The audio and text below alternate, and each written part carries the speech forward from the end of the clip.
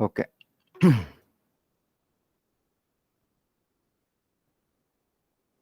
So this is the agenda for today's session. We're going to start with an introduction. I'll show you some of the tools that I've built in VB using macros, and so that you get a sense of what all can be achieved using VBA. Then we touch upon the Visual Basic Editor, where we actually write the code, followed by how to record a macro which can automatically create your code, followed by how to run it, how to edit it. Some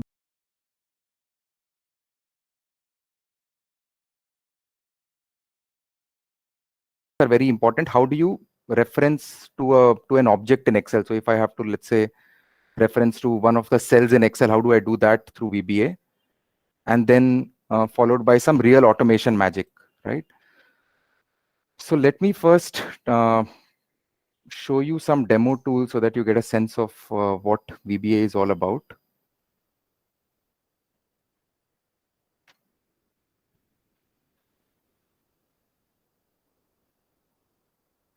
I am sharing my screen as well, right?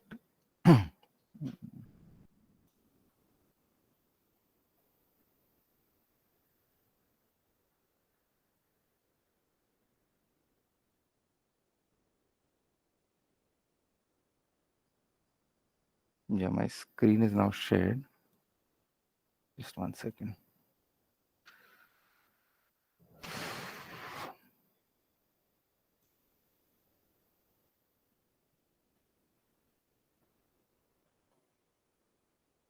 Okay. So this is a tool that I have created to send out emails directly from Excel. So similar to a mail merge functionality, but obviously you can do a lot more here. Like I can send any different attachment to anybody, and also have a specific email template where I can customize certain variables which are there in my data. And I can choose whether to display the email, so just like open the email or directly send it. That's something that I built. I'll try to run this and check if it's working. So this has created 3 emails based on this data, right? So email to the first person with that email ID, email to the second person and the third person. So very easy to automate the process of sending emails. And this can, so if you have to send emails through Excel, you have to do it through Outlook. So in case you have a Gmail ID or anything, you can first configure it on Outlook, and then you can use this functionality. Let me just do one thing. Let me zoom my screen a little so that everybody can see it well. Just hang on a bit.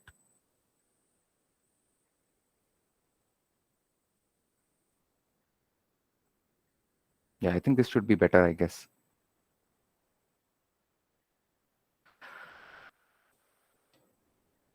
Okay, so that's one. Let me show you another tool. This is fairly basic. I'll in fact also be sharing this tool in case you want to look at the code or anything.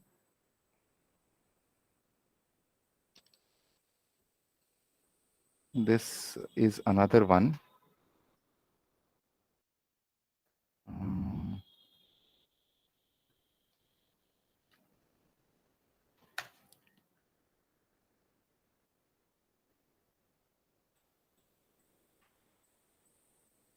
So I have multiple files in a folder location. So you can see that I have one folder where this is the folder where I have multiple files with some data in a fixed template. So this is the kind of data that I have, certain basic details. So let's say a typical use case would be that I sent out a file for a lot of people to fill. They did send me these files which are filled. Now what I want to do is I want to consolidate all those data points in this one sheet. So this is a tool where you can actually open each file, read it, and put the data here. That's what this does. Let me show you how this has been built. I built this in about 5 minutes, right? So the first thing it does, it asks for a folder location where all the files are there. So this is my folder location. I click on OK. There you can see the data. Right. So very easy to consolidate data from multiple files or multiple sheets into a single file or a single sheet. You can also clear it at one click.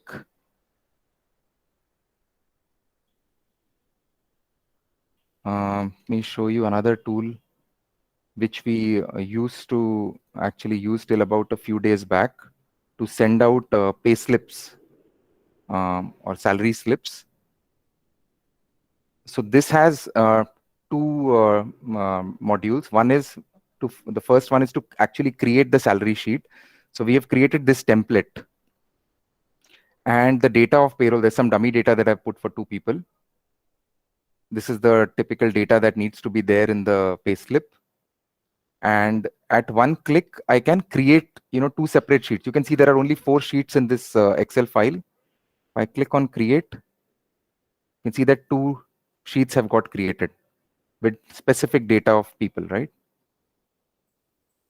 And obviously, you cannot send Excel files as payslips, so you need to convert them to PDF and send, for which some basic code has been written to do that. So if I click on send, it will first convert each one of these sheets to a PDF and then send it out in the mail. Again, I'm just choosing the display option here. Send. Yes. See, it has created 2 emails. One for Chandni. I can open the payslip and show you. Close. And the other one, Karan. See, this is a PDF and not an Excel. And trust me, I mean, most of this code I've actually borrowed from the net. I mean, there are people who've already written standard functionalities like converting a sheet to a PDF, sending out an email, and so on and so forth. So you don't even need to write it. You just Google it and you just know how to edit it so that you can use it in your application.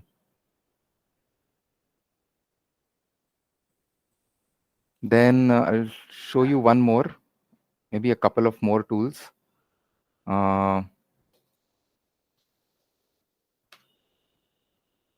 Again, this is a tool that creates multiple sheets. So basically, I had done this about 10 years back. So there are few companies and I've downloaded the P&L and balance sheet of each of those companies. And the name is in a very standard way. You can see BS is balance sheet hyphen the name of the company, so that, the code can actually understand that if I'm talking about Harrison Malayalam, these are the 2 sheets and so on. I've created this template, which I want to create for each one of these companies. And I have the data here. I have the rough data here. So all that I need to do is I need to click on this button. So it will automatically create 10 new sheets of this template and then fill the respective data of those companies as well. Let's see.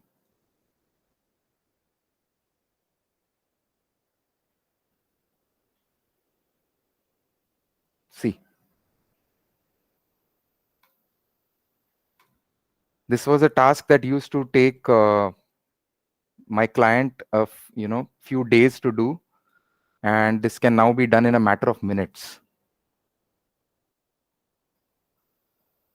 Trust me, very, very simple code. I mean, maybe at the end of this session, probably you should be able to do something like this. Okay. And to end on a lighter note, I'll show you one game that I had created, which we've used like a lot of times to play this game, Housey or Tambola, whatever you call it.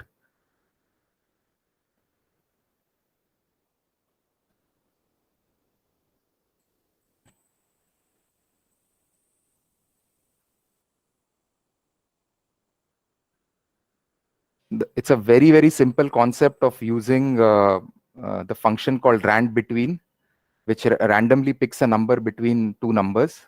So if I have 90 numbers to call from, I use the formula equal to rand between 1, 90. It picks up one number, and the next time I do 1, 89. So out of the 89 numbers that are left, it will pick one random number. So it's a purely random way to pick a number, and it's a very good display for somebody to have rather than actually writing formulas in real time. And at the back end, the code actually writes formulas.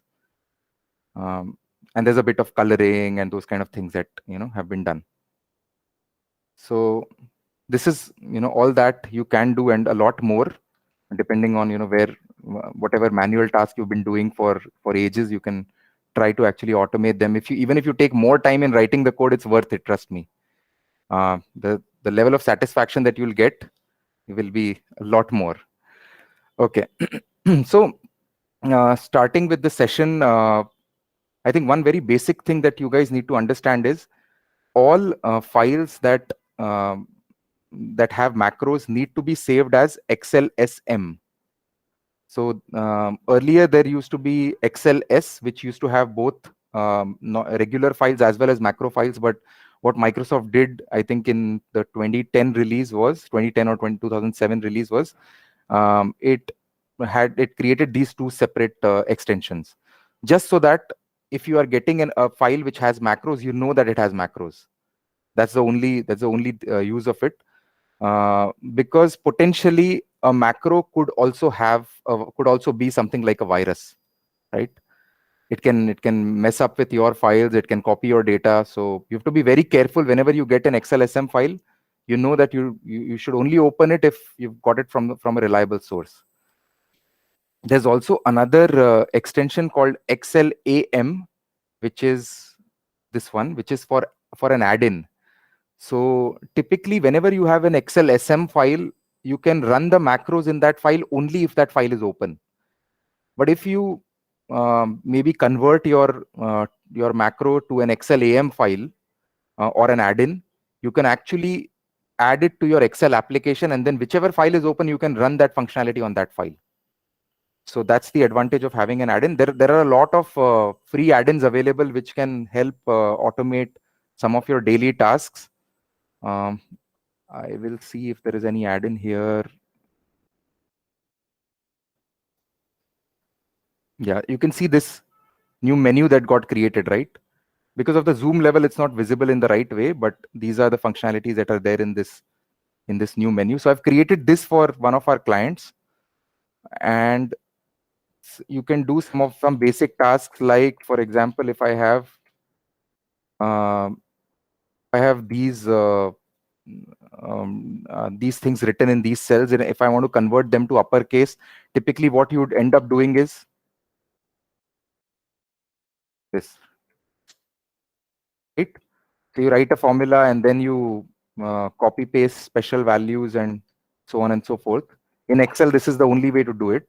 But there's some basic functionality that has been written. So I select these cells, all uppercase,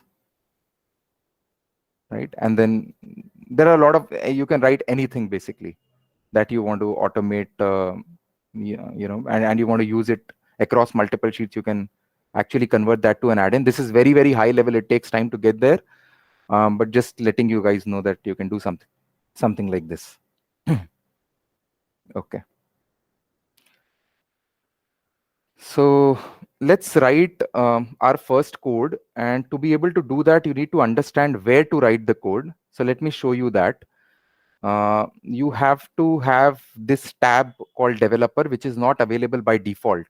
So if you need to get it, what you need to do is you need to go to File, Options. Okay, here there is an option of Customize Ribbon. And here there would be an option of developer, which would be unchecked by default. So you check it, you click OK, and then you'll be able to see the developer tab. Another way to get there is you just right click anywhere on the ribbon. Okay. And you click on Customize the ribbon, and you can directly get there. So once you have the developer tab, there is one option here, Visual Basic. So you click on it. There is also a shortcut, Alt F11. So as soon as you click on it, you will see something like this. It's a totally different window that you might have never seen. Probably it might look something like this. So again, I mean, if you see something like this, you don't know what to do. So what you do is, the first thing is you need to get this Project Explorer window that was visible earlier. And if it's not visible, you click on view, and here there's an option of Project Explorer. So you should get this. In this Project Explorer, you'll be able to see all the Excel files that are currently open in your Excel application. So if I go and if I open another new file, book 1, and I go back, see book 1 is also visible here. And this was the file that I was presently working on. So whatever files are open, you will be able to see all those files in this Project Explorer. So you need to get this, number 1. Also, yeah, one thing I want to tell you guys is I am going to oversimplify a few things for you guys. So I'm going to tell you that a particular thing can be done in one way. There might be a case there might be many ways to do it. Things might be more complex, but I'm going to oversimplify it for you. So just take it on face value as of now. When you grow, when you keep learning more, probably that is the time when maybe you attend advanced sessions. That's the time when you can actually explore more things. So as of now, just take these things on face value. So if you have to write any code or any macro in an Excel file, all you do is you click anywhere in the file. You click on insert. There is an option of module. So you simply go to module, right? And you start writing your code here. This window will come automatically. This is called as the coding window, right? This is where you actually end up writing your code. Right now, how do you write your code? Let me show you. And there are very few things that you might have to remember. I am also going to share a kind of a cheat sheet with you, so that you can look at it and directly get to know the syntax or just copy paste. But few things are actually worth remembering as well, right? So this is how you write a macro. You start with something called as sub. You give a space. Sub is short for subroutine. That's where you're going to write your macro. And then you can give it any name. Say my first macro. That's the name I want to give this. There can be no space in between the name, in between whatever the name is. It has to be one word. Once you write the word, you press enter. You will automatically see 2 brackets. Ignore this. You will see end sub at the end. So anything you write between sub and end sub is going to become a part of your macro. This macro, my first macro, right? Let me write our first macro. I'm going to just show a message box. Hello world. These are some basic things that I'm sure you guys know. If you have to write anything which is fixed, which is static text, you write it in between double quotes. So this is what I want to show as a part of my first macro. Now, when I'm done writing, there is an option to save, but this is not going to save the macro as a separate file. It is going to be a part of your Excel file itself. So even if you don't press save here, it's totally fine. I can simply go ahead and close this. Nothing will be lost. Till the time I close my Excel file and don't save changes, I still have everything that I've written. Right? I can even save it here and my macro would still be there. Right? I can go back and check. So now that I've written my first macro, I want to run it from the Excel file. There are multiple ways to run a macro. One very basic way is you go to the developer tab. There is an option macros here. I can click here. Okay. By the way, can somebody just write in the chat if you're able to hear me? Yep. Okay, cool. Thanks. So Chakradhar, you're here. So Chakradhar, maybe you can help me moderate the session a little. When I ask you, maybe you can probably. Yeah. Okay, cool. So this is how I run my first. This is one of the ways to run my macro. I select it and I click on run. Here you go. It has shown me the message. Another way to run a macro is, rather than having to do this, I can even assign it a shortcut key. So when I see this screen, there's an option. There's this option here. So I can first select the macro, click on options. There is an option to assign any shortcut key. Obviously, I cannot assign any standard shortcut keys like Control C, S, V, X, and so on. But I can assign any other key, like Control Q for that matter. Okay. Now that I've assigned it Control Q, I'll just close this and I'll run the macro through the shortcut. So I'm just pressing Control Q.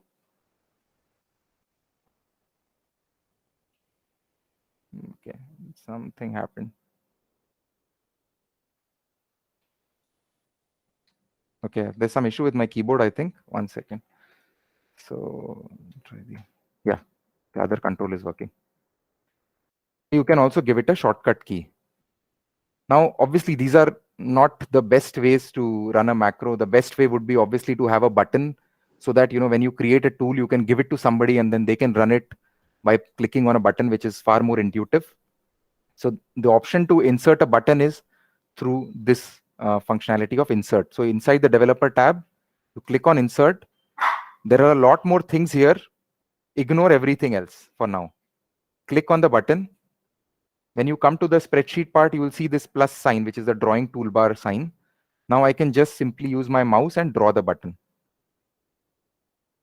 Okay, as soon as you draw the button, it will give you an option to assign it to a macro. So I can select it and click on OK. There you go. Now this button is linked to that macro.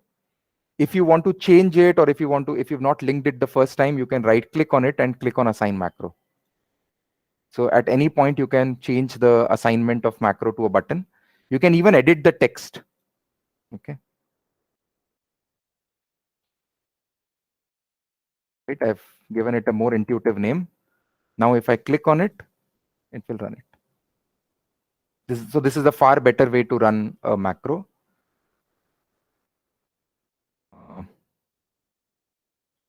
There's another way that you should know. So I'm going back to VBA. So typically when you are writing code, you don't need to go back to the Excel sheet and test it again and again. What you can do is you can straight away use this option of run sub or run user form, whatever, right? This play button.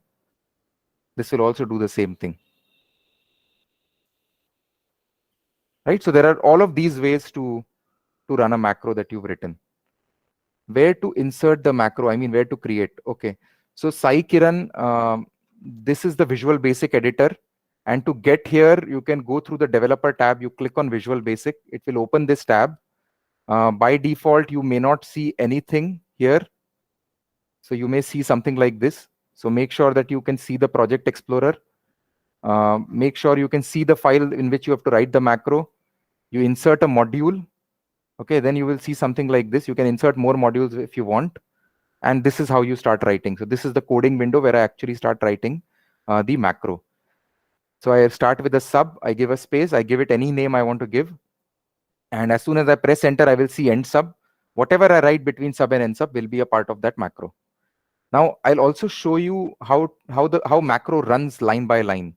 So there is a shortcut F8, which I'm going to use, which will, so function 8 will run line by line. So this is now on the first line. I'm pressing F8 again. It is now on this line. F8 again will run it. And then it is now on the last line. So it runs from top to bottom, line by line. So every line is going to be a separate command for the Visual Basic compiler, basically, right? It's going to run. It's going to read the code line by line. Right. There's also another aspect of something called as commenting the code. So in case you've written something and you want to be able to maybe give yourself instructions, or maybe you want to just write it so that anybody else who reads your code also kinds of understand what you've written. What you can do is you can comment something and you can write it in plain English language. So I can write a comment, and to be able to do that, I have to start with an apostrophe. Then I can write anything I want, and that will not be read. So I can write, this is the code to show a message box.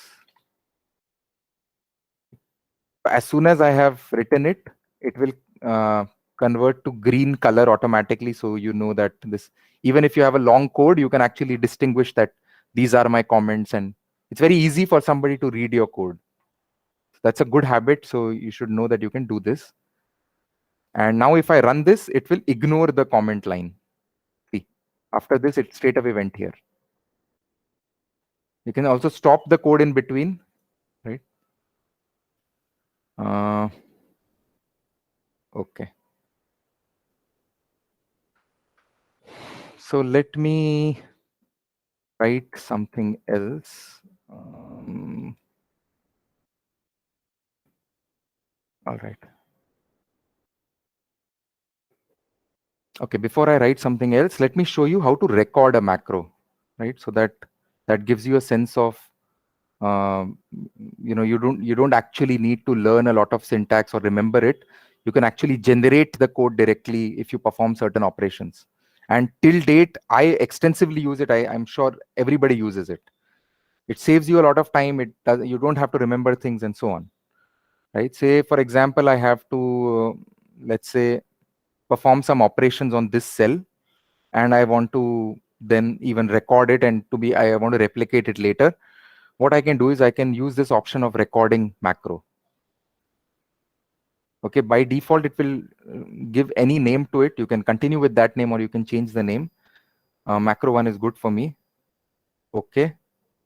Now, whatever I do on this spreadsheet is going to get recorded, and the corresponding code would get generated in Visual Basic. Let me show you. Let's perform some operations. Cell.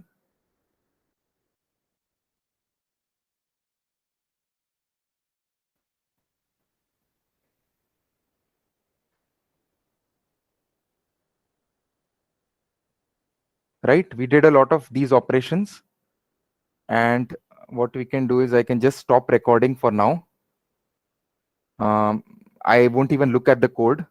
What I will do is I would try to replicate the macro that we've recorded. So I've deleted this content, and now I know that the macro that I recorded is called macro 1, right? I can run this macro either from a button, or let me just put another button. See, I can assign it to macro 1, which I recorded. I can change this.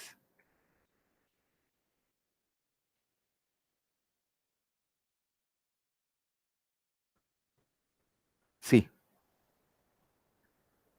it has done this exact same task which I did, because corresponding to all of these tasks, some code has automatically got generated.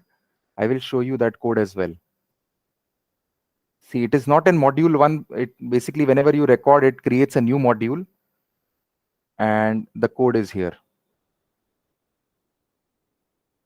Don't get bogged down by looking at the code. This is where a lot of people actually quit before they actually start.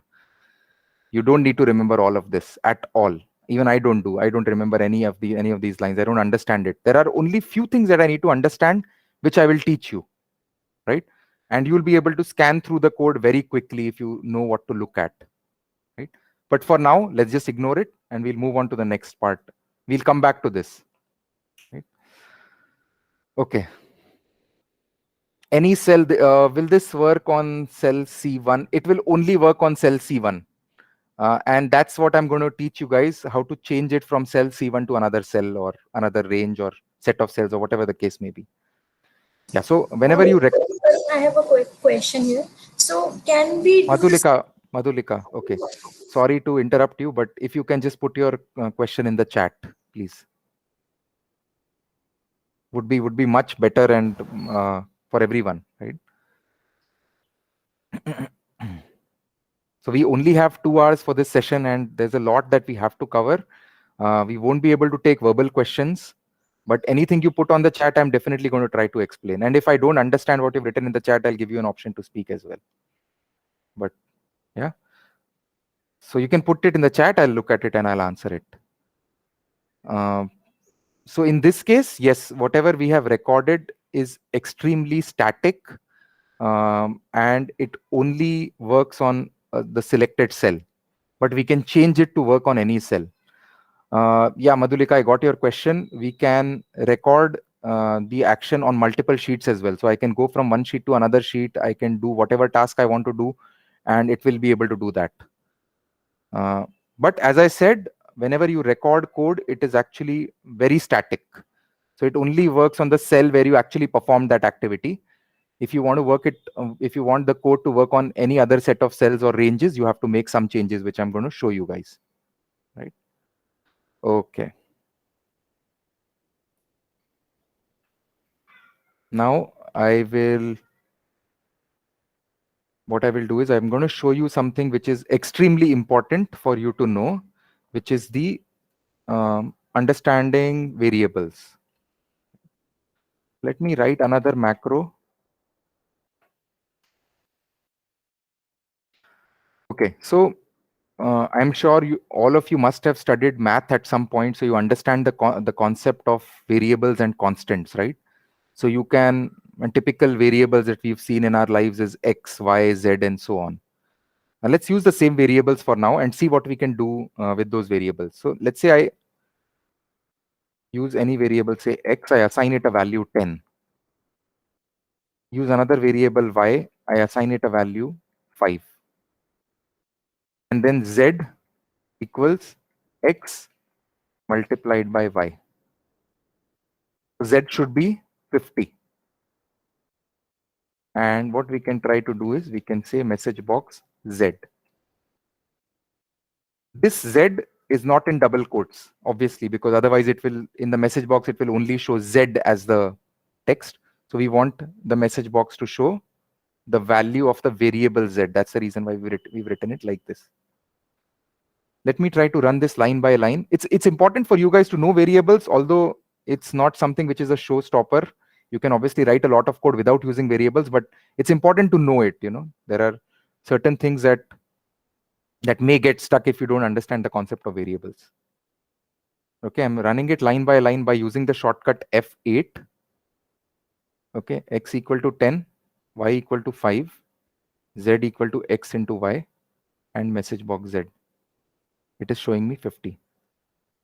That means, so if you can use very basic logic, you can obviously you can have much more complex arithmetic calculations here. It'll all work the way you expect it to work.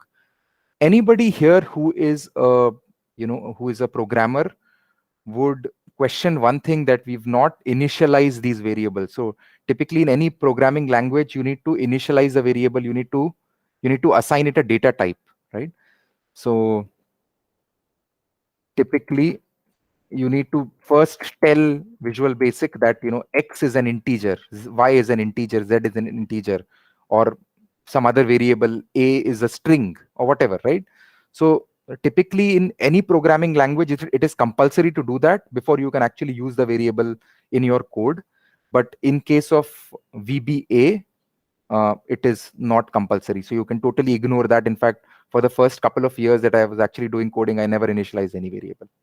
It's not compulsory. If you want, you can look up something called as dim x, as something like this can be done. This is obviously a good habit. So now I have a habit of initializing every variable before I can use it in my code. It's totally optional. So if you want, you do it. Otherwise, you don't. So based on the value that you've assigned, it will automatically assume the data type and it will move forward. Right. And variables need not be a single letter variable. You can have your name as a variable as well. So I can have Karan equal to 100 or whatever. I can write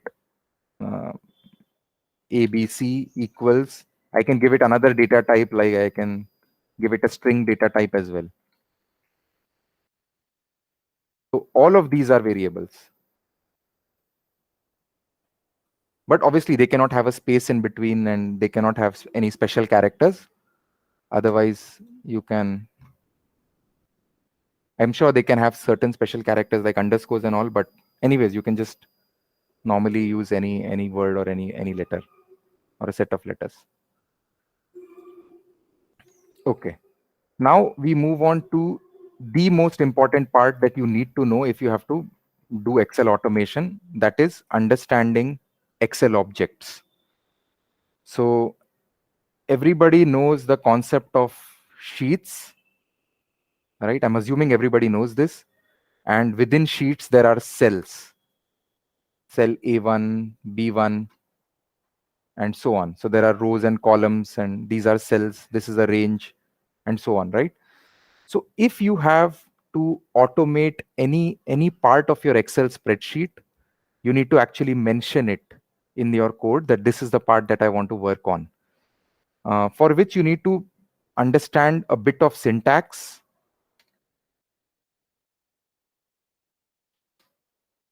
By syntax, I mean lingo or the code or whatever, right? So you need to understand a bit of this. So if let's say I have to uh, say refer this cell B1 of sheet 2, what I can do is I can write it as sheets, open bracket, in double quotes I can write the name of the sheet, the exact name, again close brackets. Then I follow it with a dot, range B1. This is how I can give a reference of a particular Excel range or an Excel cell in my code. Now, what do I want to do with this cell? Let's say I want to change the value of this cell and I want to write something here. There is a property of every cell, which is the value property, which is probably the most common property. So in 95% of the cases, you're going to use dot value. Obviously, there are a lot of other properties as well, which we'll see later. But this is the most common property that you will use. Obviously, because most of the cases you will end up manipulating values in cells. Equals, say, macro. If I write something like this cell will get the value macro. This is what this can do. This is extremely important to know. This is going to become the most fundamental thing about your automation eventually. And let me try to see if this actually works. So I will go to sheet 2. I will again go to developer tab, insert a button, my macro 3. Okay. See, I've selected this cell, right? So it doesn't matter whichever cell you select, the value in cell B1 is going to change. You see this? So that's because you have explicitly mentioned that this is the value, this is the cell that you want to change the value of. Very, very, very important to know. I will show you some variations of this as well. So instead of writing all of this, if you, let's say, are performing your operation on a single sheet itself. So if let's say sheet 2 is my only sheet and whatever I want to do is in sheet 2, in that case, I can totally even ignore mentioning sheet 2. I can only write this. This will also work in the same way this works. Okay. And to check this, what we will do is we will comment this line. So now this line is not going to get read. It will only run this line. And you can check if this also works. This also worked. But since we are in sheet 2, it worked. If we are in sheet 3 and I run the same macro again, which is my macro 3, it has now worked on sheet 3. So I took some shortcuts, and as I said, it can only be used if you're only working on one sheet and you are totally okay skipping that part of the code. So you only write the code which doesn't reference the sheet. It will work on the active sheet only. Another variation of this is, instead of this, I can write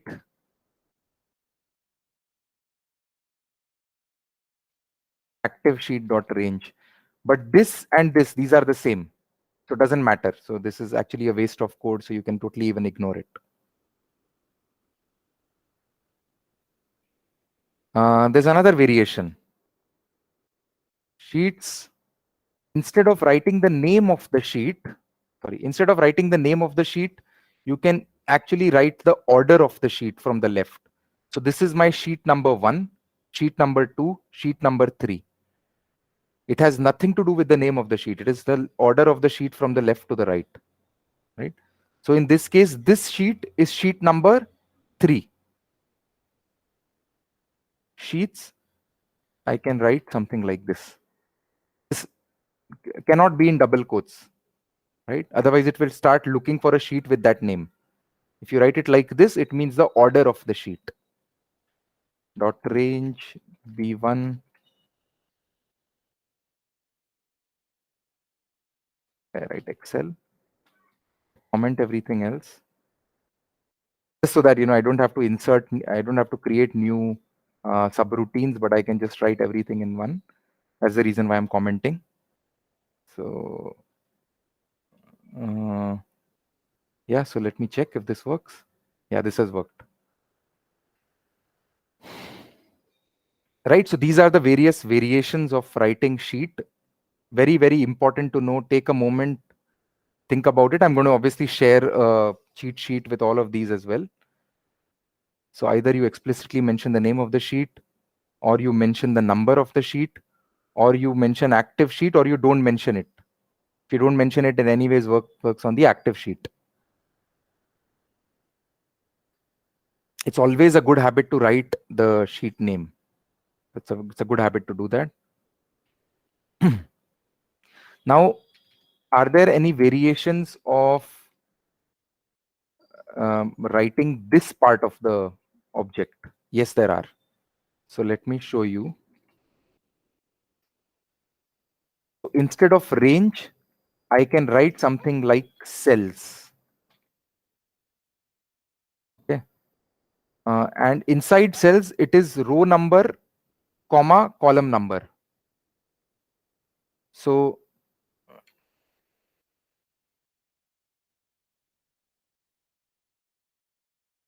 for B1, what is my row number and what is my column number? Can you write in the chat? Yep. So this is the row, that's the first row, and this is the column, which is the second column. So I can write 1, comma, 2.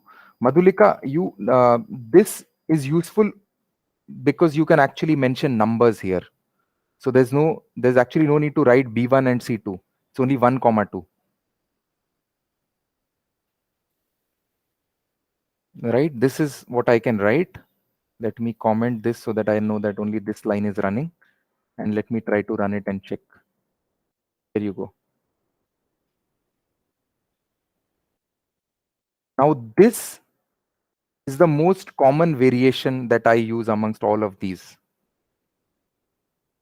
The reason being, if I have to increment my rows, it is fine. I mean, I can go from 1 to 2. If I have to increment columns from B to C to D, it's difficult to increment a letter, but it's very easy to increment a number.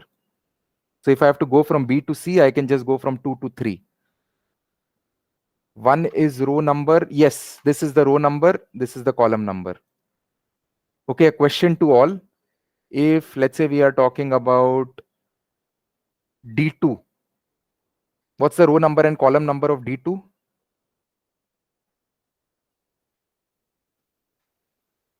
Yep. So second row and fourth column, 2, comma 4. It might take a bit of time for you guys to get a hang of it, but just understand the concept that it is first row number and then the column number.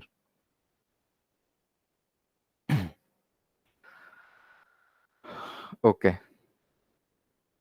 So this, as I said, is the most common variation that I use. I'll show you another one, which is something that I probably don't use ever, but fun to know.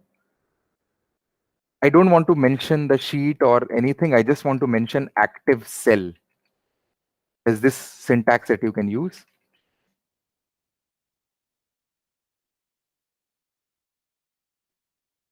So whichever cell is active, it will change the value of that cell. Check this out.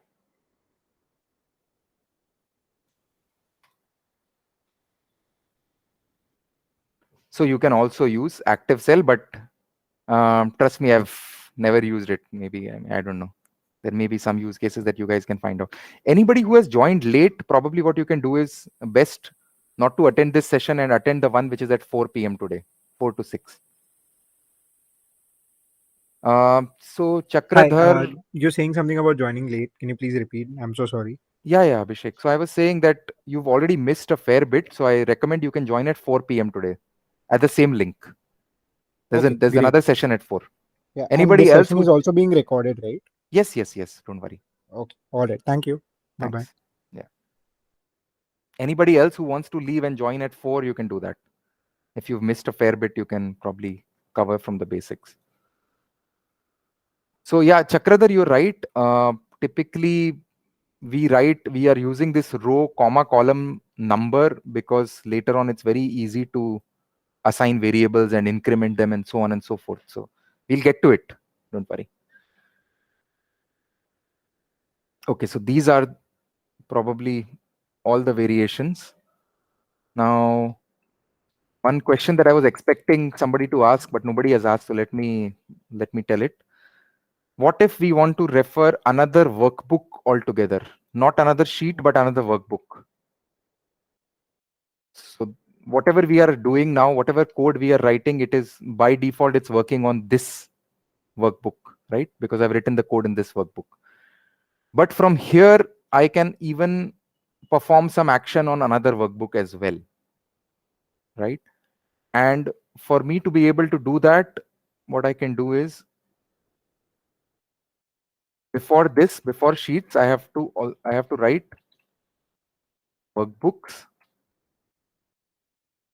dot. So here I can write any name of the workbook. So say XYZ is my workbook.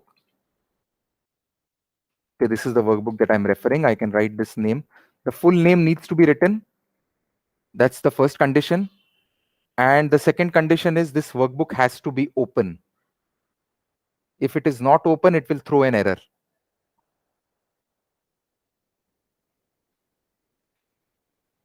How will you assign a value to the entire range? Apratim, we are going to get to that.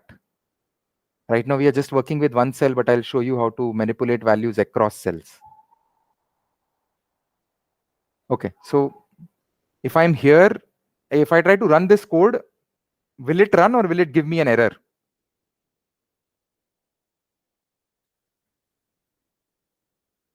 I only have one file open, right?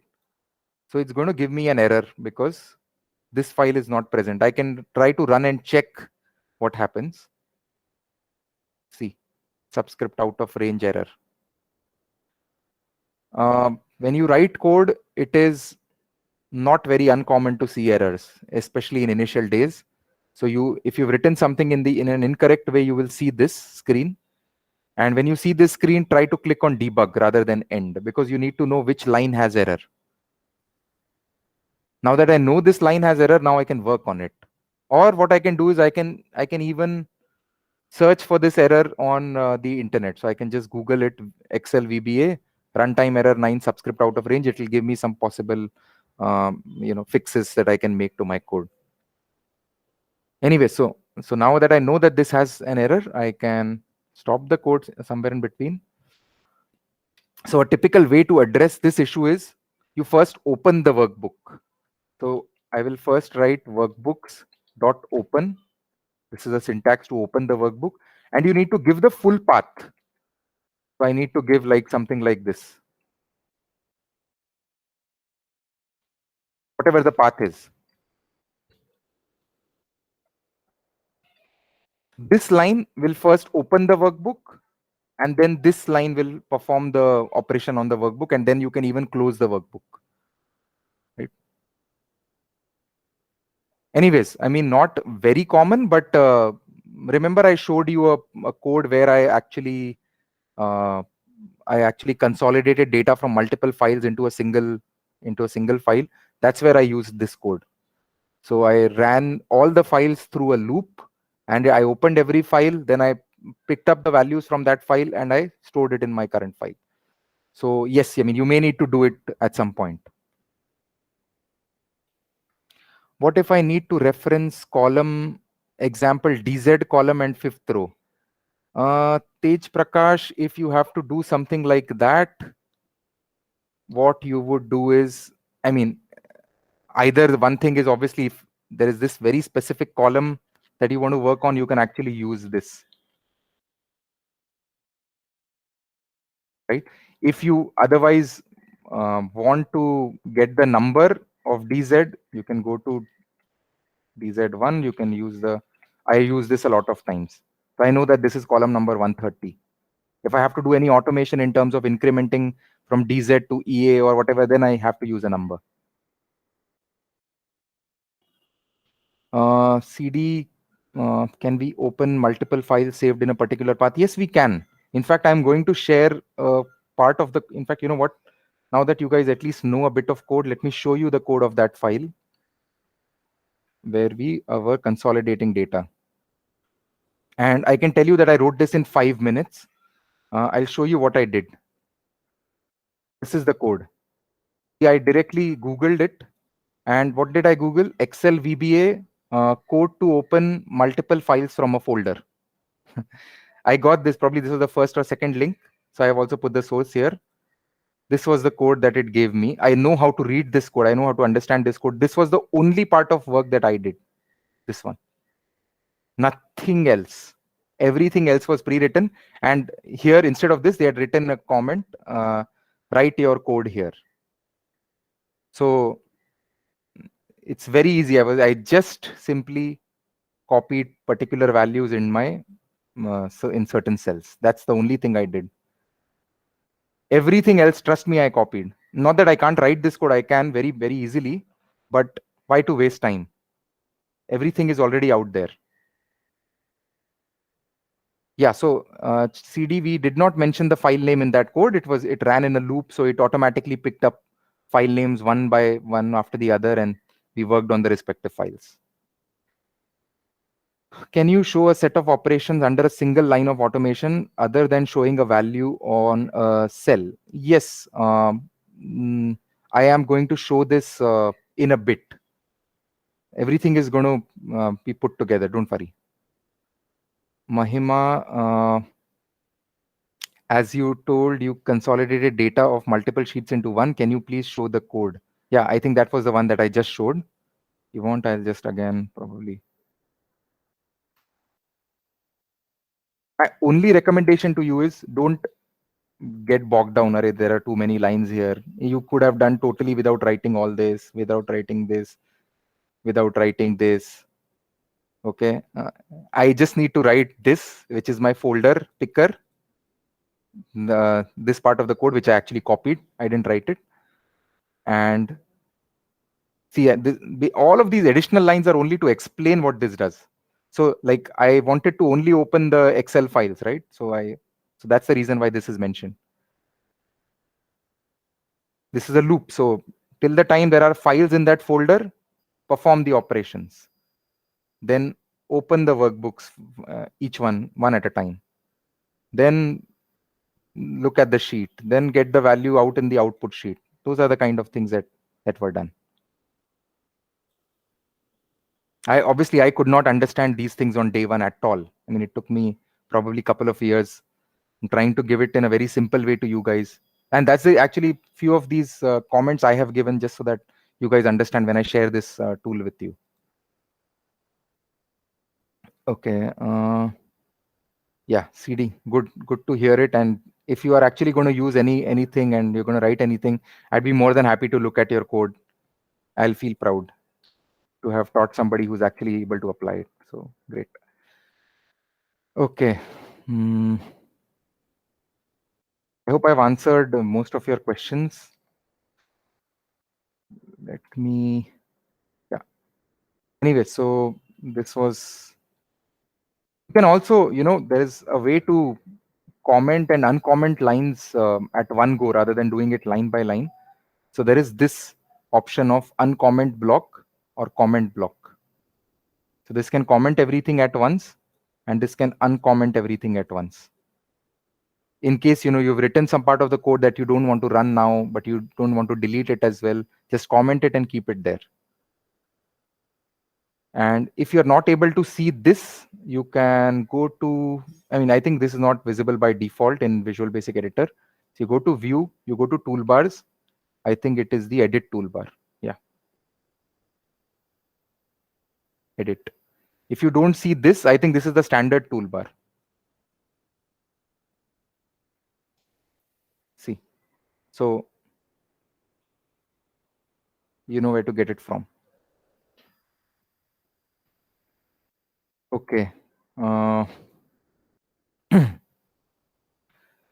that we know about Excel objects and how to reference an Excel cell or a sheet or whatever, let us try to record a code, and rather than the code getting run on the particular cell, let us try to run that code on another cell. Okay. And let's do that. I'll go to a new sheet. Let's record a macro first. Okay, it's recording as macro 2. Okay. Let us do only two things. One is filling a color, and one is making the font red.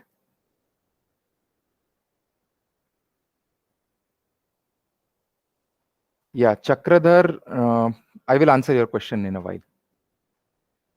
Yeah, so I have recorded 2 lines. Two actions. One is to fill color yellow and one is to make font red. I can stop recording. I can go to Visual Basic, and now I will try to read the code to see if I can understand anything there. Again, by default, it goes to module 2 this time. Macro 2. This is the code that got recorded. So there were 2 actions. First action, if you can just try to read it a little, this was interior color something. This was font color something, right? And as I said earlier, whenever you record a macro, it gives you a very static piece of code that only works on the selected cell. So in this case, you can see this word here, selection. You will see this word at a lot of places whenever you record a macro. In fact, the earlier macro that we recorded, you can see so many selections. That means this code is working on the selected cell, right? You can try to see if I run this macro 2 on another cell.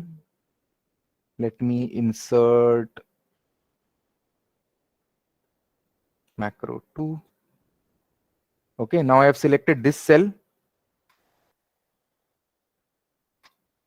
Okay, that's because this code is written here as selection. What if I want to run this on, say, cell F10? If I want to run it on cell F10, what should I write here instead of selection? You can mention in comments.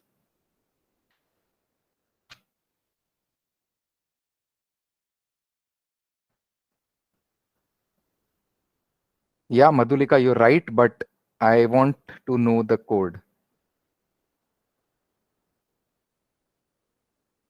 Are you sure? Okay.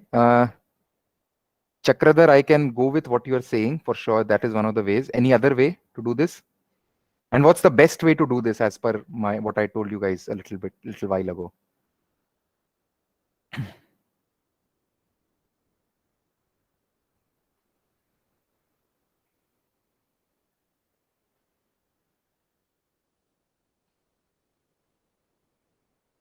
Let me show you this. Yeah, now you can look at it and you can probably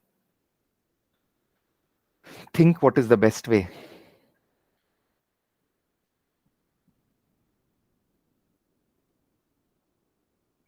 Yeah, Apratim, you are partially right now, but are you fully right? We are talking about the cell F10.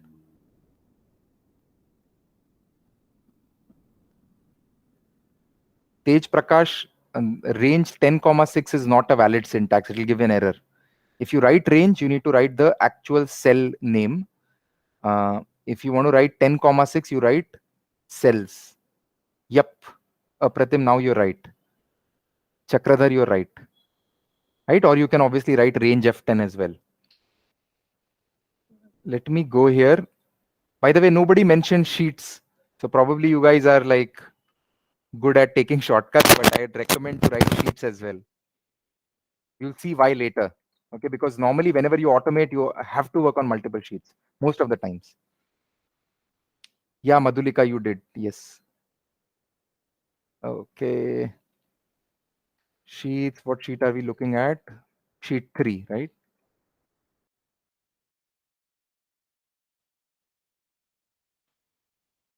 In comma 6. Okay. The same thing I will copy. I'll change this as well. This was the only change you had to make. You don't have to remember any of these things. You just need to know where anything has been hard coded. And the most common word you're going to see in a recorded macro is selection. So better to know what change to make instead of selection. Now let's try to run this and see if it runs on the cell F10. Okay. See F10. Now it will always work on cell F10, irrespective of which cell you select. Right? And normally, whenever you run a code, there are very few cases when you'll actually select a cell and run the code on that cell. Typically, you will want to, you have a spreadsheet model that is fixed, you've defined it, and you want to run a set of code on particular cells or particular rows or columns. That's what you'll eventually end up doing, defining the actual cell the way this has been done. Right? Okay, so I think you know a fair bit by now, and we can now move on to the last two points of our agenda: decision structures and looping. So once you know these two, then you can actually do a fair bit of coding yourself.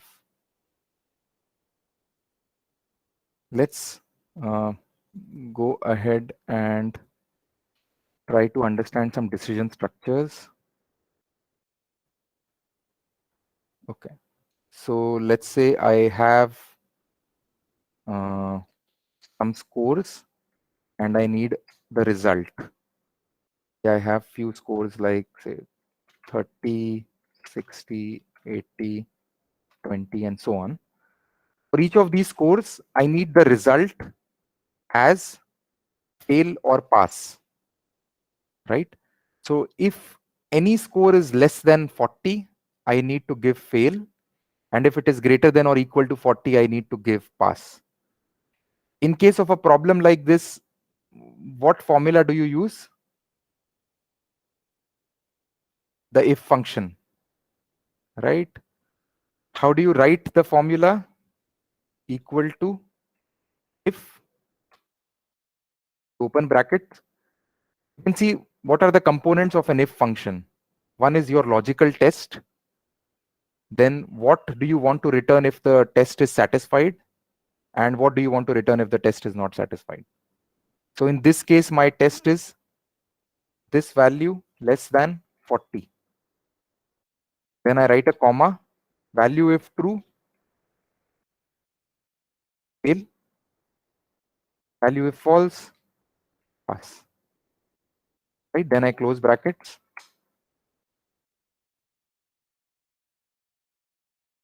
This is how I write a decision structure in Excel. It is exactly the same components that you need to write in Visual Basic as well.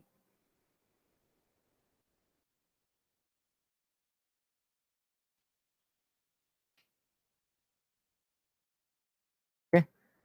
This is how you write. This is cell F6, right?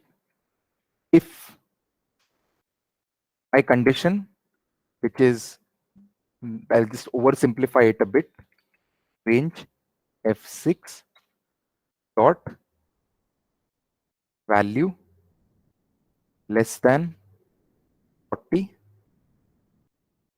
and at the end of your condition, you write the word then.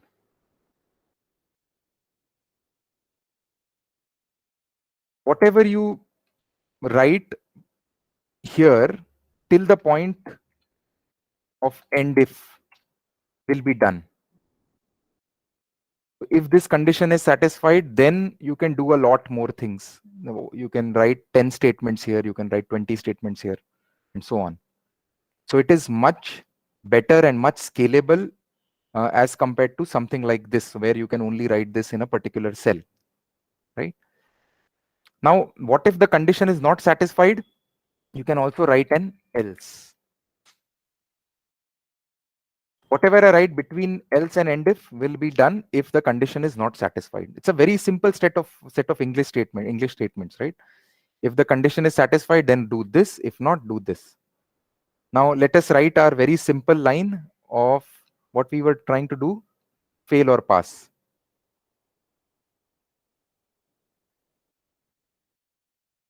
Instead of F6, we are looking at G6 now.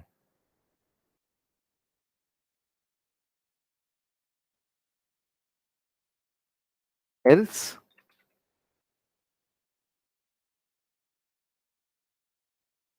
pass.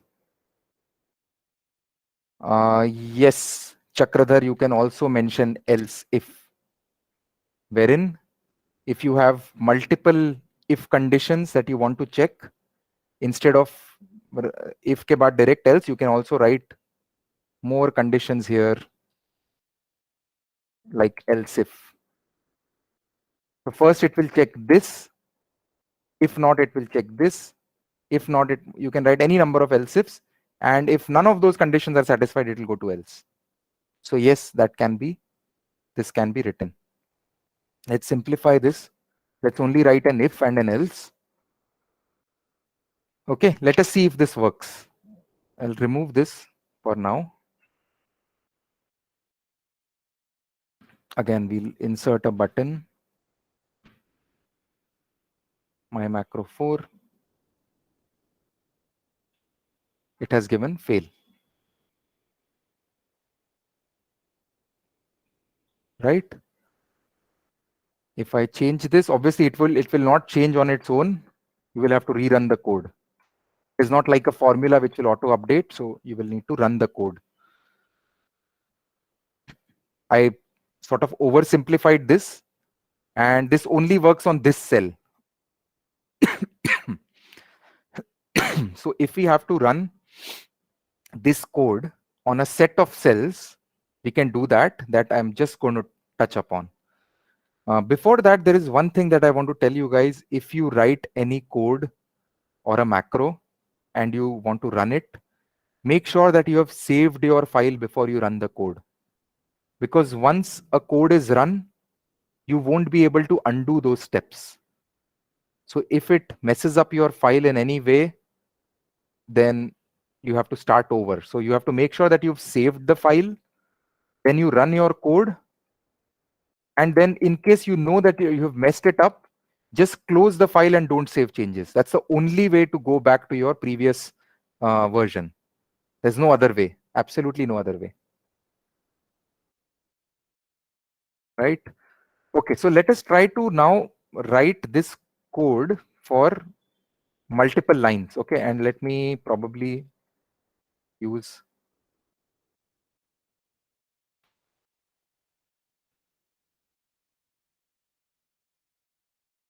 okay, let's try to write it here.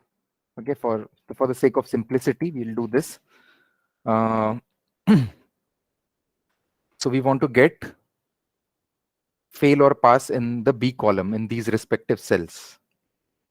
Okay, now it's going to get really interesting. So I want you guys to pay attention to this. You know what? I'll just keep this as is, just in case you want to check it later. If I want, I can even create a new module rather than adding more subroutines in the same module. So I can probably go and insert a new module and start fresh. Okay. You cannot use the same name again. So every time you create a new macro, you have to give it a new name. Okay.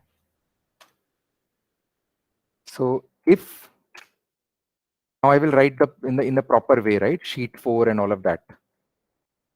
You'll see why. Or instead of writing range, I will write cells. Which cell am I going to check first? I'm going to check the cell 1, 1.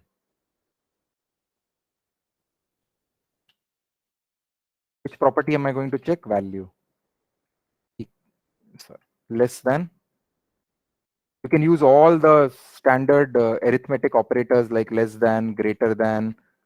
This stands for not equal to, this stands for less than equal to, and so on.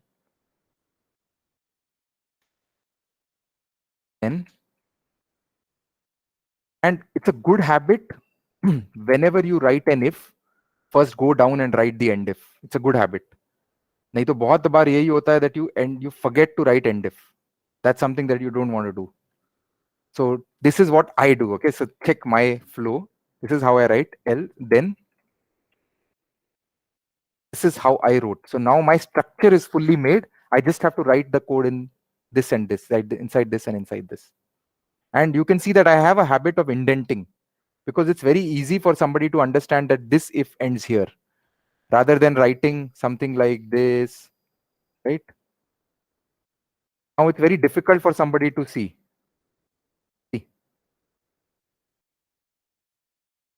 Very difficult to read where this if ends. That's the reason why I've been indenting like this. A good habit to do that, and all good programmers actually have a habit of indenting.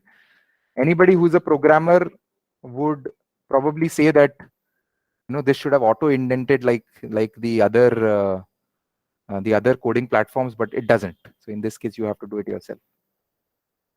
Okay. Now, in a similar syntax, what should I write here? Now I'm only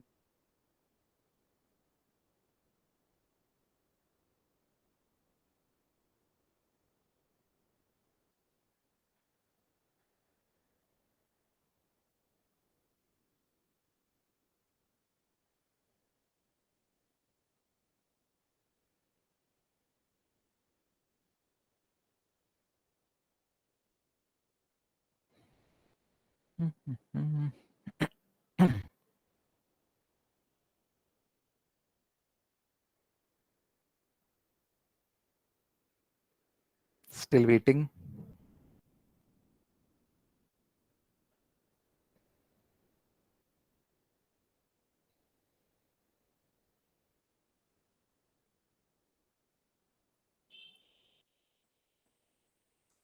Cells 1, 2 equals fail. Fair enough. We can just add the sheets part as well. As I said, it's a good habit. Okay, why is everybody else not able to give it? I am a bit worried. Anyways.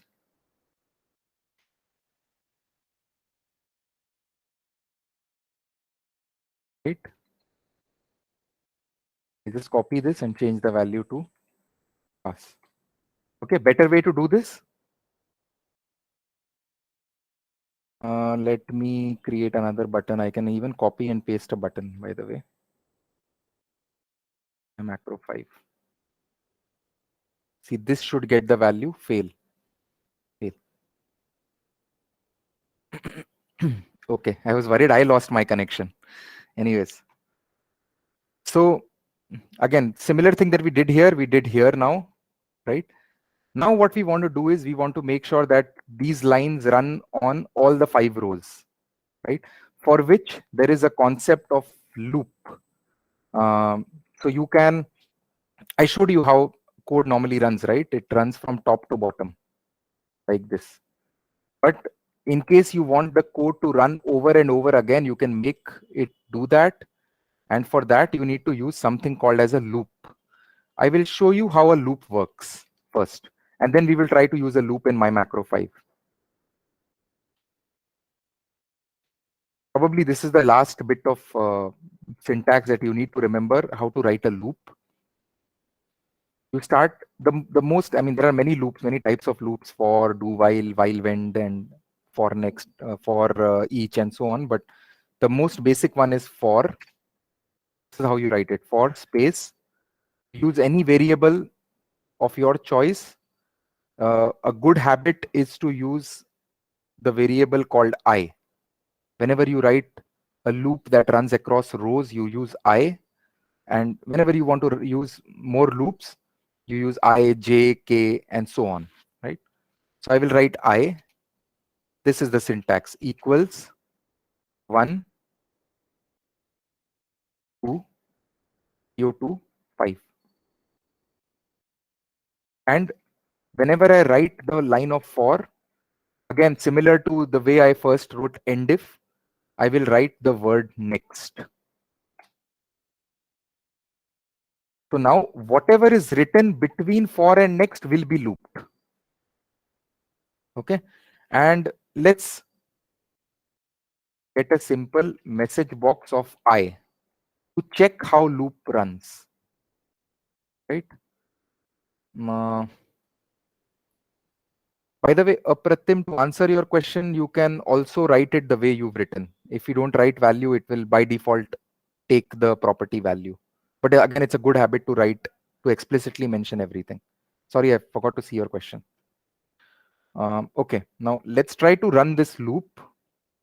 I will start with F8. Okay.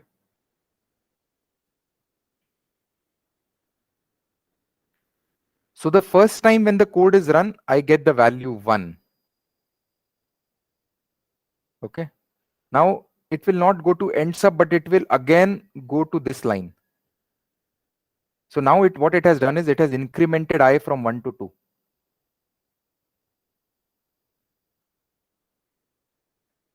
Again, it will again run this. Now I will have the value 3. So from 1 to 2, 3, 4 until 5. And finally 5. After this, will it go back? Do you think it will go back? It won't, right? It will now go to end sub. It has taken all the values between 1 to 5 as per the definition here, and now it will exit. So this is how you run a few lines over and over again. So whatever is written between for and next will run multiple times. Let's try to write that loop here. So I want to run these lines again and again. So my loop will be written here. Again, I have to run from first to fifth row. So I will explicitly mention 1 to 5. Where should I mention next?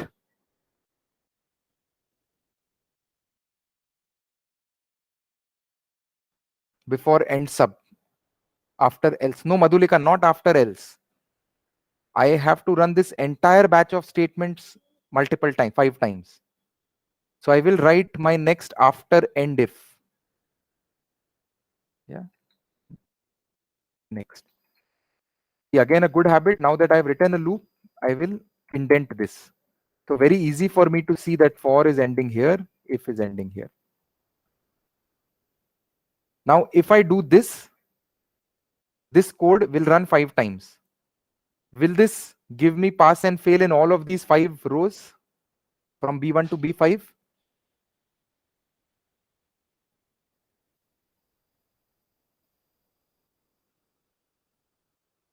Okay, a lot of people are saying no, a couple of them are saying yes. Okay, now they've changed their answer to no. We didn't add variable in cells. Madhulika, go ahead and ask a query. You want to type it or?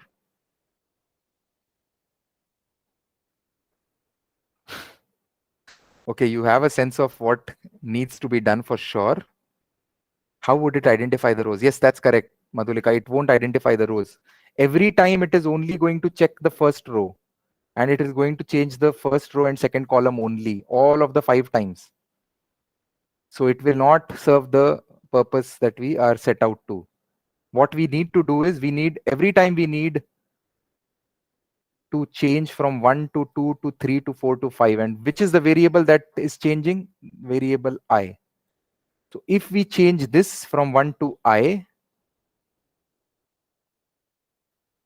now the first time this loop runs, it will check the cell 1, 1, and it will update the value of 1, 2. The next time when this loop runs, it will check the value 2, 1. That is the second row. Then the third, fourth, and the fifth row. Right? We can actually check it. We can run it line by line and check. So, and we can come back to Excel to see what values are we getting. Madhulika, we don't need another variable in this particular case, because in this case, I only have data in one row, sorry, in one column, and I need the output in another column. Yes, if I had data in multiple columns as well, then yes, we did need another variable for columns. Okay, let's try to run it line by line and check. Okay, I has the value 1. Is the value less than 40? Yes. So will it go here? Yes, it will go here because this condition is satisfied. Okay, it will put the value fail. Let's go and check. You can see fail is here. F8, now next. So now I has the value 2. Is this cell 2, 1, is this less than 40? No. So will this go here? No, it will directly go to else. See, this is how it is jumping from one line to another line. It will put the value pass. There you go. And so on and so forth. If you let's say start running it line by line, and then you say you're tired and you want to run it full at one time, you can directly even click on this continue. You've got all the values of fail and pass. I'll run it once through the button. My macro 5. Here you go. To make it look nicer, probably what you can do is you can even write a message box here. Sorry, message box. I have a habit of writing this after every code so that anybody who's trying to run my macros would know that the process has been completed. Process complete.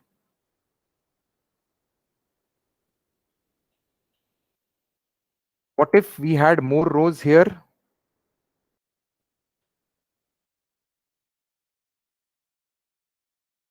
Would you want to change this every time from 5 to 10 to 15? Obviously, you would want it to take the last row on its own. Yes. So there should be a way to actually get the last row of your data. And there is, again, sorry, another bit of syntax that you can probably add. It will be in the cheat sheet as well. This is how you get the last row. A variable, I can take any name, LR or last row, whatever, equals. Now, I mean, obviously by now I remember it because I think probably in every macro I use this. You cannot leave it to the users. You just want to define it yourself. Data can increase or decrease based on certain conditions. So better to write the code. This is the code to get the last row. And the logic behind this is you start this rows.count is nothing but the last row of Excel. So basically you start from here and you do a control up. Okay, that's why this is end Excel up, which is control up dot row. That's the logic of how you arrive at this, but frankly, you don't need to remember this. You can probably just memorize this or have it in your cheat sheet, which you can use anywhere and everywhere. Now this I checked on the column number 1. If I do it on column number 2, it will not give me 15, but it will give me 1. Right? So whenever you write this, you make sure you do it on the primary column or the column which has your primary key or the main data. Okay, Pratim says, what if there is a different data type, text instead of a number? It's the same, exactly the same way. I mean, in case you want to, here, if you want to, probably check against a text equal to XYZ, you can do that as well. It's the same thing. It's absolutely the same thing as a number. Is that your question or something else? I mean that in the input column, like you have 30, 40, 50. What if you put, let's say, X, Y, Z, A, B, C? That will throw up an error when you are executing. Fair enough. Yes, that might throw an error. In fact, it will probably. Let's check. Okay, first of all, let's just once we've used last row here, let me change this to last row at least. Let me first run this and check. It's working. Yeah, it's working till the last row. Yes, there might be an error which you need to handle at times. Let's check. No, so it has given pass, I think, because it has gone to the else part. So I think Excel ended up handling it on its own, but I mean the assumption is that the data has to be correct. Or I mean there are other functions, like normally inside if you can write if it is a number. So basically you can create a function to check if it's a number, or you can use a simple formula as well inside VBA, like is number or something like that. But yeah, here, I mean, I'm just showing you very basic stuff that you need to have the right data. Right.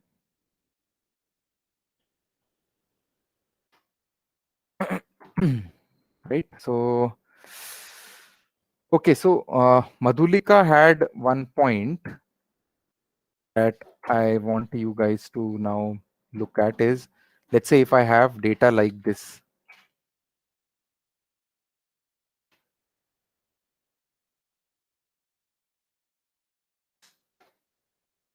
Okay, this is my data now.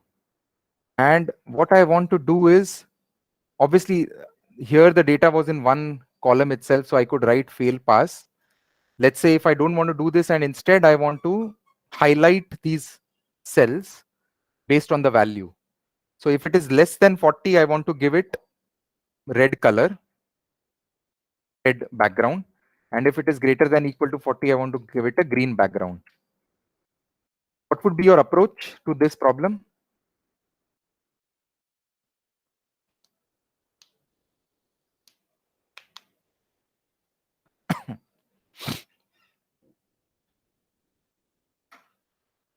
Anybody? What would be the various elements of doing this? We need to check the whole range. Okay, so we can loop I as well as j, which could be for columns. Define two variables, fair enough. Range A1 to E15. Okay. By the way, how do we do the part of coloring the red and green?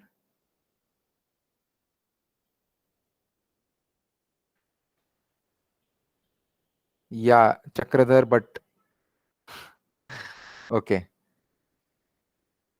I'll simplify it for you. Don't remember interior or anything. Interior, by the way, is a property of the cell similar to value, but you don't need to remember it. You can straight away record it, right? Knowing that part is good enough. Yeah, I think most of you have said the right things. Yeah, we can record. Perfect. So let me record the code for okay, before I record, let me first write this code in the right way. I'll copy this because obviously I'm lazy, so I normally copy things. My macro 7. This is not sheet 4, but it is sheet 5. So wherever I have written sheet 4, I can change it to sheet 5. Now this will work perfectly only for this column, and obviously forget these lines. I mean, I don't want to write pass fail, but I want to instead give it a fill color, right? So I have erased those two lines. Now, at least, yeah, this will work on my first column. Now we want to make it work on the second, third, fourth, fifth column as well, for which I will show you another thing. Wait, say I is 1, 2, 3, j equals 1 to 2.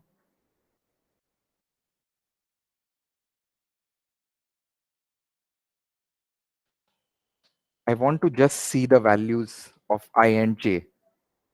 in this loop. I'm going to run this line by line, and we will check what kind of values it takes.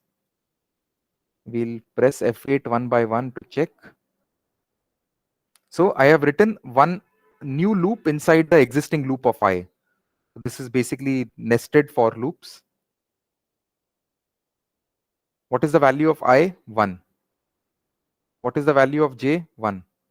So I will get 1 hyphen 1. If I run it again, will this go to this next? Or will it first try to fulfill the full j loop? Right? J loop, right? Perfect. So F8, now j is 2. I is still 1. I has not changed. So 1 dash 2. Now j is fully completed. So it will now exit j. It will now increment I. So I is now 2. Now j will again start from scratch. It will start from 1 to 2 again. So now j is again 1, but I is 2 this time. 2 comma 1. Then 2 comma 2. Then again exiting the j loop, going to I is 3 now, and j is 1. 3 1 and 3 2. This is how nested loops run. So the loop that is the innermost loop will first complete, and then it will exit that. Obviously that's logical, right? So here between this for and if, I will write another loop of for j equals 1 to 5. Now you tell me, where do I exit? Where do I put the next for this loop?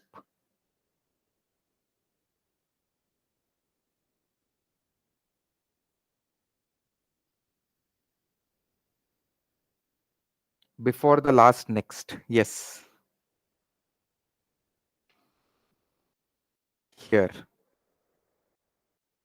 And everything else I indent further. Now this is at least going to run this loop for each value of I. So for each row, it will run for 5 times. So we can actually check all 5 columns for each row. Right? Now, any changes that needs to be made here.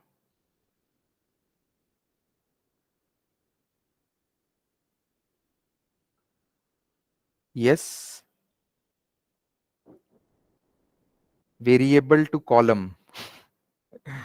Yeah. Anybody else wants to actually point out the change specifically? Cells I comma j. This has to be j. Now, for every value of I, so when I is 1, this will check 1 comma 1, 1 comma 2, 1 comma 3, 1 comma 4, 1 comma 5. Then I will become 2. It will check 2 comma 1, 2 comma 2, and so on and so forth. That's correct. Everybody is right here. So this is the way it will start checking. Okay. After this value, it will go here. Crazy, right? How something can actually be made to loop. So now you know why we are writing this as cells I comma j rather than range, so that this can be very easily incremented across rows and across columns. Now, if the value is less than 40, what do? We color red.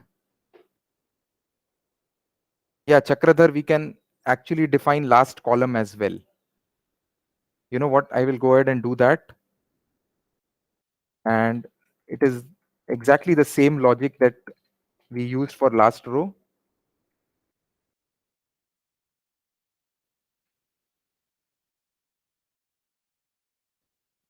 This has to be in your cheat sheet. Last row, last column, this has to be in your cheat sheet all the time. And instead of 5, I can write my variable last call. Fair enough. Now I am going to record the code for highlighting red and green. Record macro 3. Okay. The first code is for red. The second code is for green. Okay, I've done both the steps. I will go to developer. I will stop recording. And now I can check the code that has now got generated. Again in module 2. Here you go. So this code is for red. This code is for green. So what I will do is I will just copy this, put it in our code, indent it in the right way for better readability. And the green part I will put here.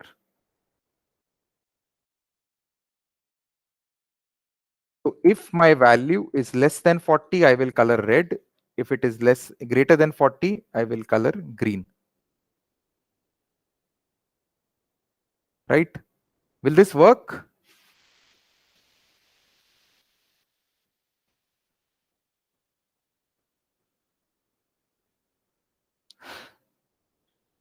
I'm waiting for a lot of people to respond to this question. Will this work the way it is supposed to? Yes, on active cell. Madhulika, will it serve the purpose?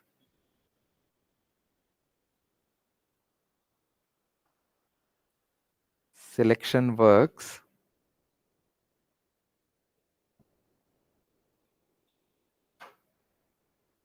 So selection works on active cell. Yes, but we don't want to make it work on active cell, right? If we are checking this cell, it has to highlight this cell. If we are checking this cell, it has to highlight this cell. And we are not going to select the cells one by one, right? It is just going to read the values of these cells. So in that case, what needs to be done? We have to, code will work. Okay, let's, you know what, let's try to run the code and check if it's actually working. This is my macro 7. I will go ahead and put a button, my macro 7. Okay. Oh, it has only colored one cell. Now what?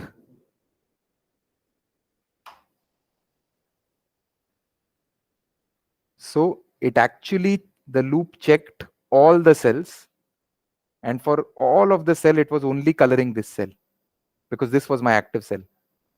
That's the reason that this has got green, because my last value was 83. So 83 is greater than equal to 40.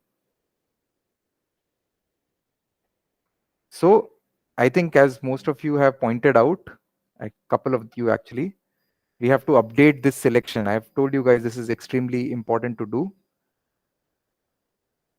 What should we write instead of this selection?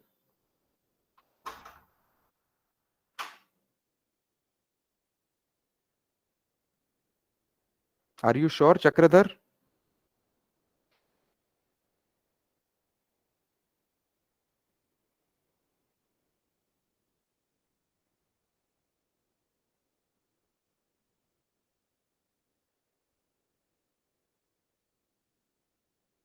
Apratim, again, if we write active cell, it will only update the color of the active cell. My understanding was active cell will be the one as code will move from. Yeah, okay. So let me explain this, Madhulika. I think somewhere there is a bit of a confusion. This code doesn't select any cell. It only checks the value of a particular cell. It doesn't select any cell. So if I have this cell as active, okay, and I run my code, this is the only cell that will be active throughout. And every time this code is run, it is working on the selected cell, which is something that we don't want, right? If we are checking this cell, it has to update the color of this cell. If we are checking this cell, it has to update the color of this cell, and so on. Active cell and selection is the same. It is the same. There is absolutely no difference. And not active cells, it is active cell as one word. So just totally, I'm telling you, active cell is something that you will never use, because that is normally used when somebody is actually clicking on an aspect of a spreadsheet and then running a code and so on and so forth. Here, what we need to do is, as Chakradhar, I think, is the only one who pointed this out, We need to change this selection to this. Why? Because when I am checking the value of cell I comma j, which is 1 comma 1 or 1 comma 2 or 1 comma 3, whatever the case may be, I want to color that same cell, right? I don't want to color any other cell. That's the reason why. I mean, this is the only thing you need to remember when you record macros. Yeah, cool. Understood. Whenever you record any bit of code, any bit of activity, you need to make this one change. You need to make your static recorded code dynamic enough so that it can work and solve your problem. Here we've learned to use a nested loop where there are two variables I and j. I is my row, j is my column, and if I am checking this cell's value, I should be changing the color of this cell only. We can use declaring active cell, right? Chakradhar, I have not understood your question.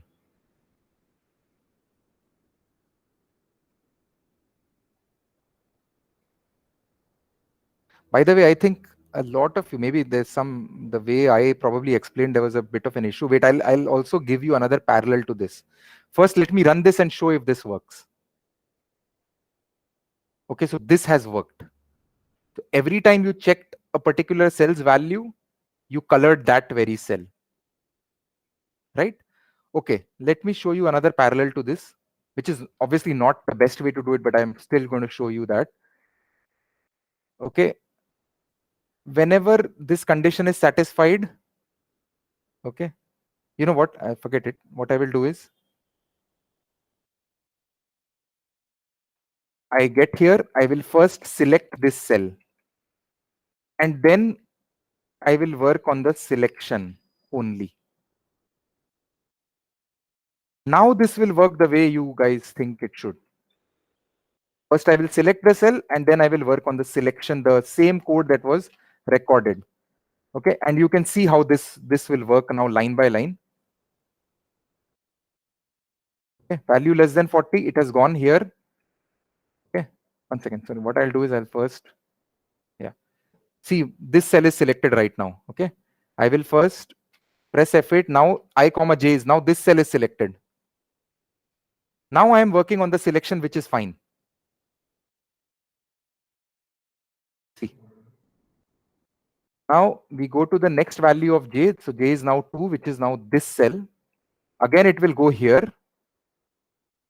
It will first select the cell 1 comma 2. It will first select this cell. Okay, now it has selected the cell. Now it will perform that action on the selected cell. Third time. Now j is 3. The value is not less than 40. So it has now gone to else. We'll first select that cell 1 comma 3. See, I'm going to run this. F8. We'll check. See, this cell is selected. Now you can work on the selected cell. Totally fine. Okay, not a great way to do it, by the way. Why do you want to add an additional step? It consumes memory as well. You don't want to do this at all. But if you didn't know and you thought, you know, you're okay with this, you don't want to change, then you can use it. In case you still want to save some time writing the code, totally okay doing it. So when I do this, see, every time you can actually even see the change. No, you couldn't because it was very fast. But normally, if the processor is a bit slow, you can actually see one cell getting selected at a time and then getting colored. But that's something you'd never want to do. You know, all you actually want to do, what you actually want to do is you remove this part and you change the selection to this. By the way, understanding this probably took me months. I was straight away actually just recording code and trying to use it in my application. But then I realized that it was a redundant step and I could totally do away with it. Yeah, so this is how you actually end up automating an entire process. By the way, you can, I think somebody, Chirag,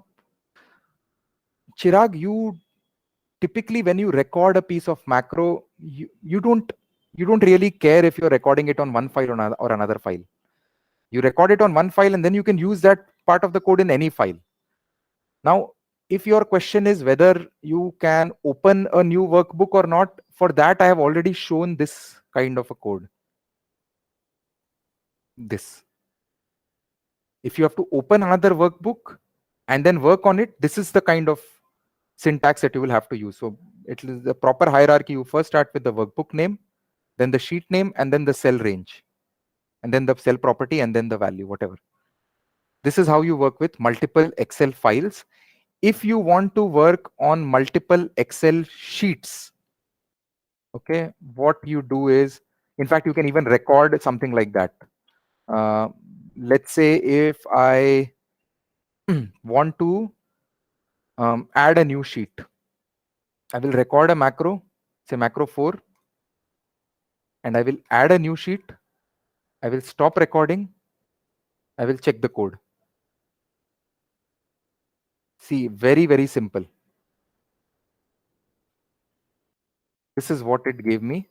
Now, every time I run this, it will add a sheet after the active sheet. I can check. See, there are only 6 sheets till sheet 6. Now there is a sheet 7.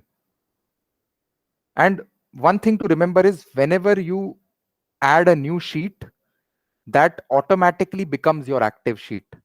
So if I have to perform any operation in the new sheet that I have created, I can start writing like this.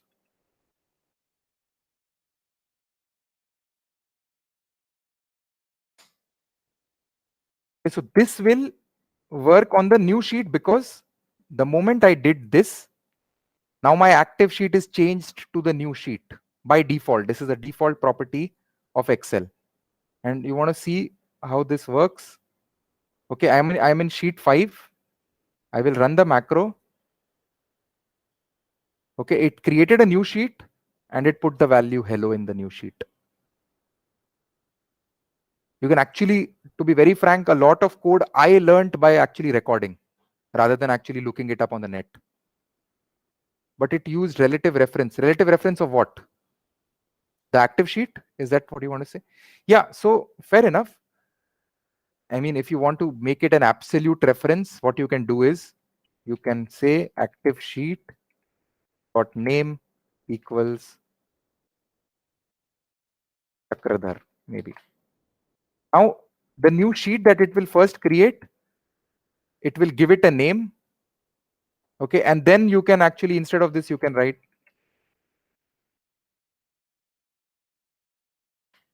absolute enough for you. This is what I normally do. Frankly, I don't like to use active sheet anywhere. So the moment I first create a new sheet, I first give it a name, and then I only work with names. You can check this now. See, it created a new sheet called Chakradhar, and it put the value here in an absolute way, not relative. You can, if you want to, let's say, if you want to copy a sheet into as a new sheet, feel free to record. Okay, so let's say I want to create a copy of sheet 5. I'll record. Okay, I will right click and use the option of move or copy. This is what I normally use when I want to clone a sheet. Move to end. Okay, it has created this sheet, which is a copy of sheet 5. Stop recording. I will look at the code. Okay, ignore this because it had a button, so it basically gave this extra thing. So actually, this is the only code that I need to know. Or fine, I mean, you can run totally like this. So let's say I delete this. Obviously, so if I don't want to copy sheet 5, I want to copy sheet 4, I can do that.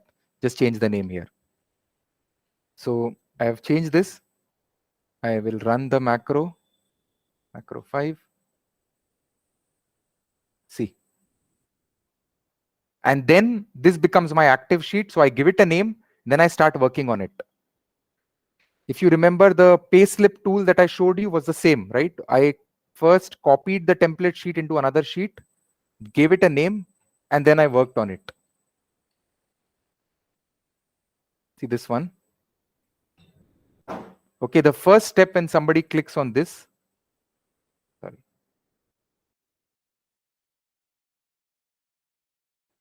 Oh, there is a password here. Sorry, I might have. You can actually protect your code as well. That's what I normally do when I do a consulting assignment. I copy the code. I protect the code. Anyways, forget it. So I'll open it when I share it with you guys. But yeah, what I did here was I copied this template sheet. Then I gave it the name, whatever E001, whatever name was there. Then I worked on it. And this part of the code, obviously, I can easily record. So this is what it did. See, it was extremely fast. And these could have been like 1,000 people as well. It could have created 1,000 sheets. It can run at scale with 1,000, 2,000, no problem. See. So first task was copying this and creating copying the template, giving it a different name based on the employee code, and then filling the values from this sheet to the new sheet. Was pretty okay to do it, like not at all difficult.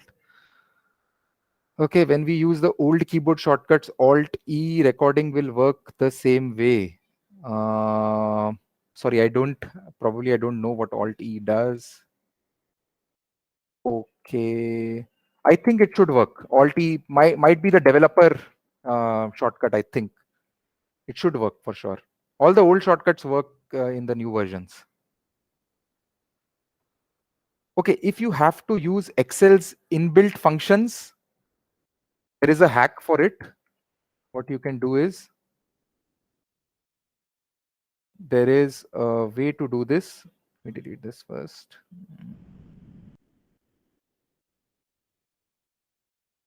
You can write a line called application dot worksheet function dot.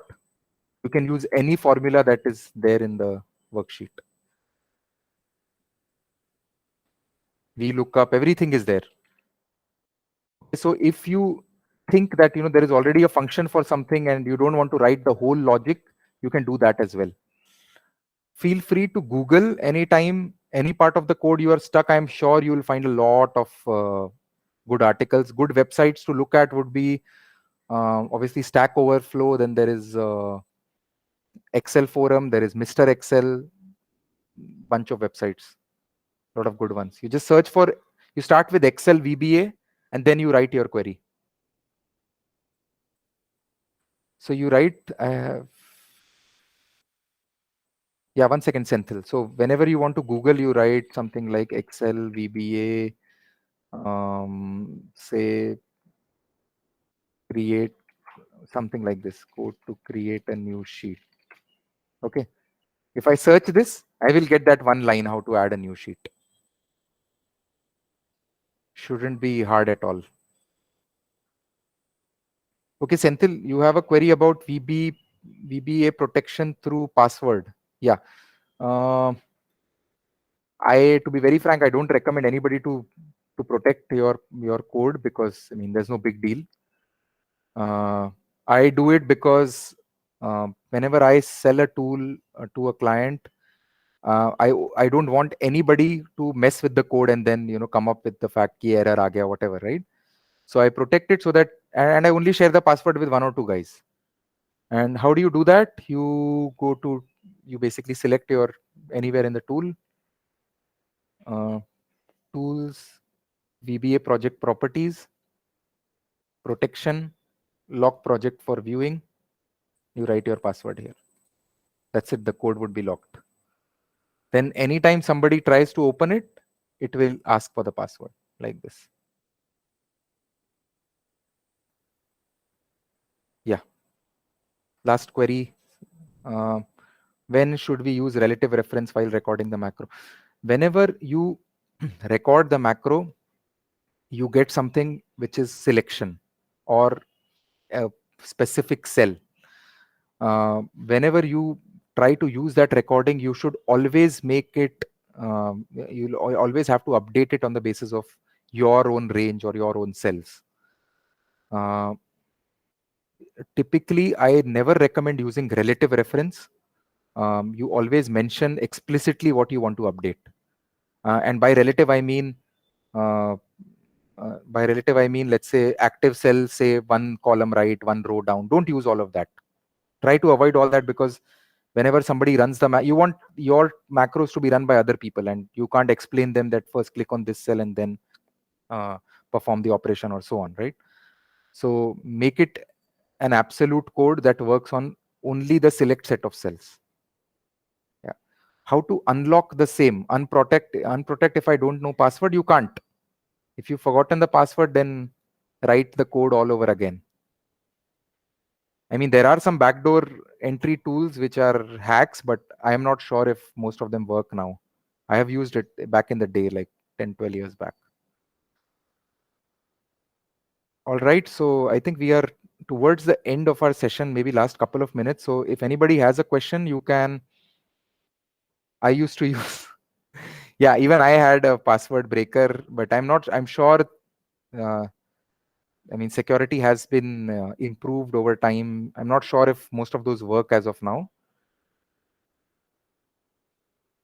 Nowadays, it doesn't work. I'm telling you. So with time, Microsoft is working very hard on privacy and security. So it'll get tougher by the day.